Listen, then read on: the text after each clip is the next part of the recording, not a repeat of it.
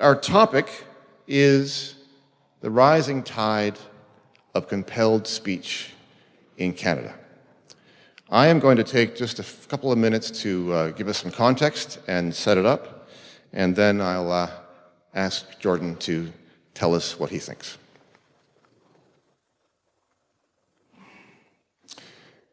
You may have seen the CBC production of The Tudors, the story of King Henry VIII. In one episode, the king has condemned Thomas More to death for refusing to say that the king is the head of the Church of England. More is in his cell, awaiting execution. A friend comes to him to plead with him, to say what it is the king wants to hear. More says he cannot do that, for he does not believe it to be true.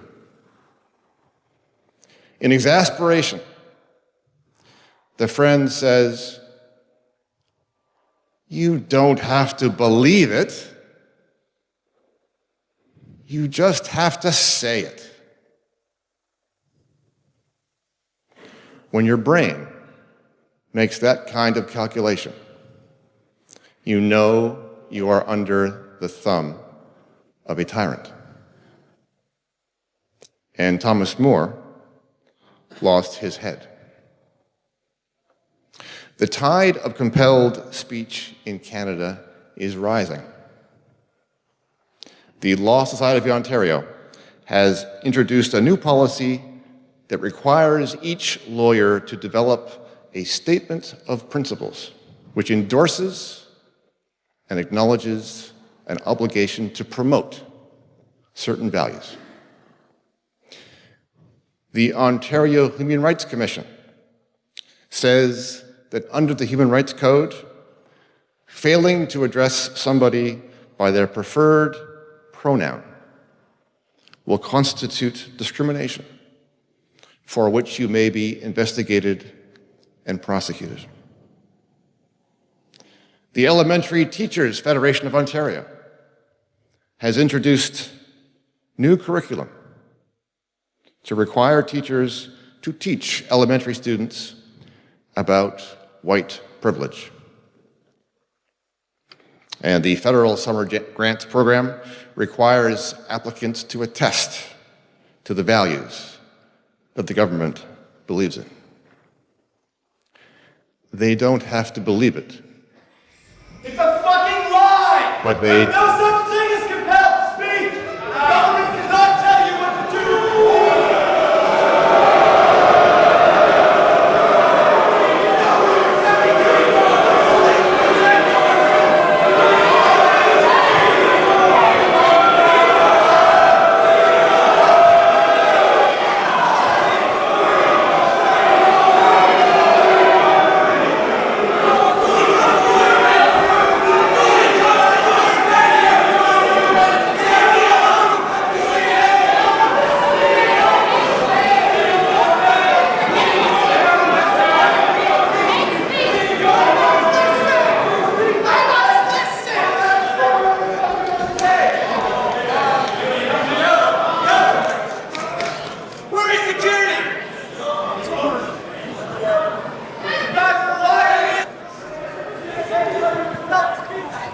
Hello?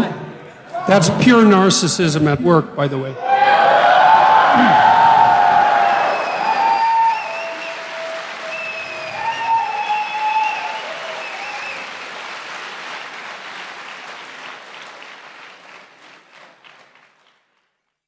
You know, to hijack an event like this that other people put time and effort into, and to use their civility of the crowd and the civility of the organizers as an excuse to blatantly yell out your ill-informed opinions is no way to conduct a civil dialogue. It's absolutely appalling. The people who do that should be embarrassed. As Christmas approaches, there's a beautiful opportunity to keep God at the center of this season through Hallow, the #1 prayer app. They're launching a special Advent prayer challenge called For God So Loved the World that promises to be a transformative spiritual journey. This challenge features an incredible lineup of guides. Survivalist Bear Grylls and Jonathan Rumi from The Chosen will lead you through a severe mercy, a powerful story of faith and divine love. You'll join Pastor Francis Chan and Jeff Cavins for profound scripture reflections, while actor Kevin James explores the spiritual classic Divine Intimacy. The experience is enriched with beautiful Advent music from award-winning artists including Gwen Stefani, Lauren Daigle, and Matt Maher. It's more than just daily prayer, it's an invitation to experience God's love, mercy, and healing in a deeper way. Don't wait. Get 3 months of Hallow free at hallow.com/Jordan. Make this a time of putting God at the center and experience the good that comes from it. That's hallow.com/Jordan for 3 months free. Yes, I would also say that as students and as faculty members, you shouldn't put up with it. There's no way that you should allow people who are doing this to hijack your educational opportunities and to bend and twist the functions and the structures of the university. It's not a good thing, not in any way at all. I would say that was a very disgraceful display, fundamentally. So Let's stick with it. Why do you think people are afraid of free speech? Well, people develop an ideological view of the world because they don't want to think through things in real detail, and they're aided and abetted in that endeavor by their pathological professors who are feeding them, what would I say, an oversimplified radical view of the world that, in my estimation, is fundamentally based in resentment. Not that there's no reason for, say, a left-wing view of the world, and we can get to that later. It's easy virtue. You can stand up in front of 900 people with your placard and you're screeching, and you can declaim to the entire audience your fundamental moral superiority. You can tell everyone at once that they're all beneath you and you're standing for the right thing, and absolutely none of that is earned. What the hell was that? No, seriously, man. It's just complete misbehavior. It's embarrassing. And the fact that the people who do that don't have enough sense to go hide their head in shame just tells you how badly socialized they are and how terribly educated they are. And the thing that's so awful is that there are professors and educators who promote that. They say, well, that's how you change the world. It's like, it is how you change the world, but it's certainly not how you make it better. You make it worse, clearly. There's no comfort in that, and there's nothing about it that's impressive. It's no better in some sense than a 2-year-old having a tantrum on the floor.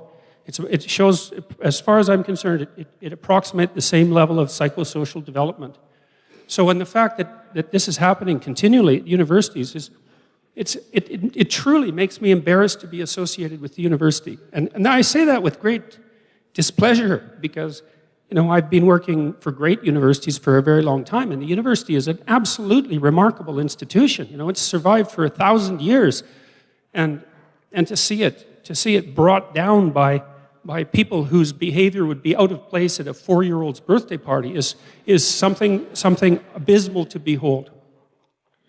So what about the actions of government now? Because it is government, after all, that is the source of this compelled speech, as well as other ways in which they seek to restrict speech. But the compelled speech is the most egregious form of violation of freedom of expression. So tell us about that. Well, I've been trying to sort this out because, if you're a clinician, I would say one of the problems you always have when you're dealing with behavior that's gone astray is to understand at what level of analysis you should address it.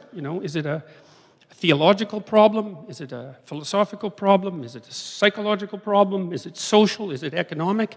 These are very complicated questions. Is it a trivial issue? Is it an issue of rights? Is it something else? The people who put in Bill C-16, for example, and its associated legislation, make the claim that it's a legislative movement that's facilitated by nothing but compassion and desire to expand the domain of let's say, of rights and freedoms. And there's nothing wrong in principle with expanding the domain of rights and freedoms, except, of course, for every right and for every freedom, there's an attendant responsibility and obligation, so you have to keep that in mind.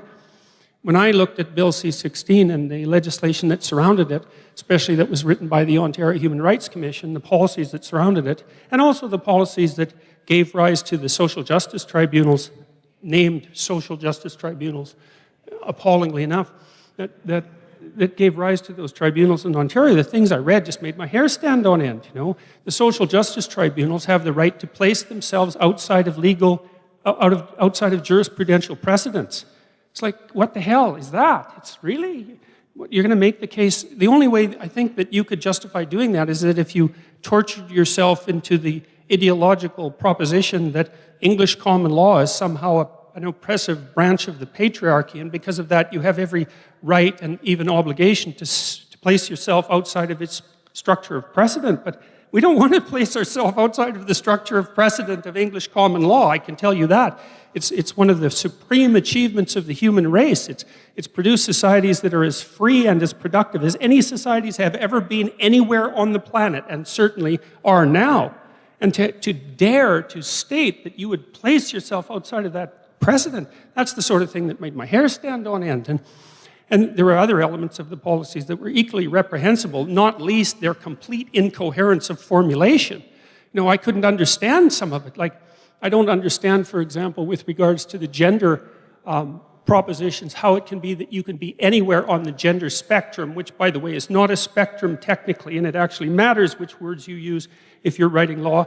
You can be anywhere or nowhere on that spectrum. Like, I don't know what that means, and I don't believe that the people who wrote it know what it means either. And you don't write things that you don't understand into the damn law.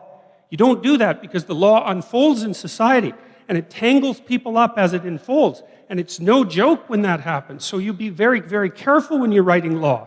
And you certainly don't want to write law to push forward your ideological commitments, especially in the face of precedent, because precedent is what keeps law from degenerating into ideology, essentially. And so to answer your question, you know, more fundamentally, I don't believe that this argument has ever been about the rights of transgender people. I think that it's an attempt by the radical left ideologues to push their ideological agenda forward using attempts to manipulate the linguistic domain. And I'm not willing to cede the linguistic domain because I don't think there are anything more important than the words that you use. And then when the government says, well, you should start using these words, you should start thinking hard about your damn government, because your words are no different than your thoughts, and your thoughts orient you in the world. And if someone's going to tell you what it is that you have to think, then they're going to disorient you in the world. And I wouldn't recommend that, because there's lots of terrible things that can happen to you. And if you're disoriented, you're going to run into a very large number of them. So that's how it looks to me.